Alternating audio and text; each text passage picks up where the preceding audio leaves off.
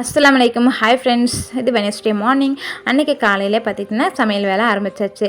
நல்லா சுரக்காய், உருளைக்கிழங்கு, கத்திரிக்காயெல்லாம் போட்டு கொண்டக்கடலை மசாலா குழம்பு தான் ரெடி பண்ணிட்டு இருந்தேன். ஒரு சைடு பார்த்திங்கன்னா தோசை தான் வந்து ஊற்றலான்னு சொல்லிட்டு மாவு வந்து கரைச்சிட்டு இருந்தேன். இந்த தோசை மாவு நம்ம நேற்றுக்கு ஆட்டி வச்ச மாவு தான் நல்லா சூப்பராக பொங்கி வந்துருச்சு. அது நல்லா கிறிஸ்பியான தோசை வந்து ஊற்றுறேன் பாருங்களேன்.